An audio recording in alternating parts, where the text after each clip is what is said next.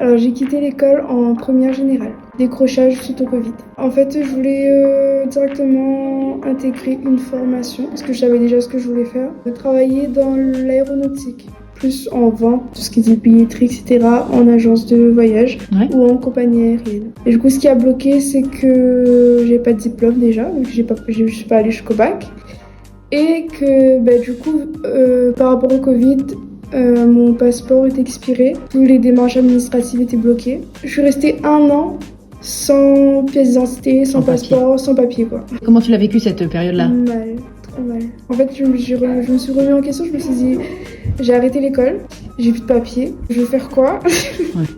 Est-ce que j'aurai une débouchée juste après ?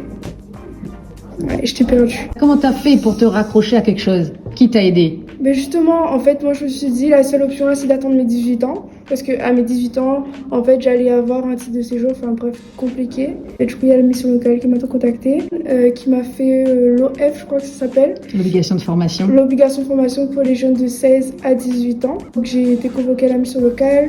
Elle m'a fait un premier rendez-vous pour parler de ma situation professionnelle, personnelle, familiale, financière. Un point sur ma vie, quoi. Un diagnostic complet. Un diagnostic complet.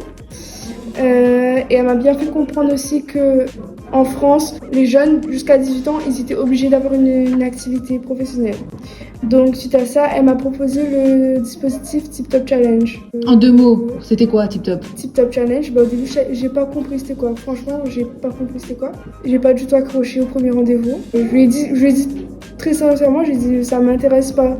Parce que moi, je savais que je voulais travailler directement, je voulais pas retourner à l'école, recommencer, me présenter, je suis un tel. Je voulais pas ça. Donc, elle m'a dit que je veux pas, d'accord. Juste, viens aux 2 prochains rendez-vous. Si ça te plaît, tant mieux. Si ça te plaît pas, je te laisse partir. Mais au moins, viens. Et vraiment, je suis allée, premier, deuxième, c'est là que j'ai commencé à aimer finalement. Il y avait des coachs de vie, des coachings personnels, des coachings groupés, des ateliers où on approfondissait notre projet professionnel, ce qu'on voulait faire, etc. Je pense que j'étais la seule qui connaissait déjà ce que je voulais faire, mais il me manquait la porte pour y entrer en fait. Le dispositif dure entre 2 à 4 mois. Je suis rentrée en cours, donc moi je crois que j'ai fait 3 mois de dispositif. Pendant les 3 mois, j'ai eu un stage de 1 semaine à Aérostral de Roland-Garros. Ça a confirmé mon projet du coup. Ah oui, j'ai oublié de dire que Aérostral avait apprécié mon stage. D'accord. Parce qu'ils m'ont dit que j'avais le profil pour, mais le souci c'est que je n'étais pas formée, j'avais pas de formation, j'avais rien dans le métier. Donc ils m'ont dit, si jamais un jour tu es formé à, reviens et on pourra peut-être voir pour un éventuel embauche, formation, à voir. Un jour, il y avait, je me rappelle, des portes ouvertes à la Nordef. Portes ouvertes, salon sur les entreprises, etc. De base, je voulais pas y aller. J'y suis allée pour accompagner une amie. Je m'étais déjà renseignée sur les centres de formation, mais ils demandaient absolument le bac. Donc j'avais commencé à me dire, peut-être je vais passer en candidat libre ou un truc comme ça. Donc c'est pour ça que je me suis dit, les portes ouvertes, ça sert à rien. Je suis allée quand même. Dès que je suis rentrée dans la Nordef, j'ai vu devant moi un panneau publicitaire et Alice Formation, qui t'entraîne à rien. Je vais me renseigner, etc. Bonjour.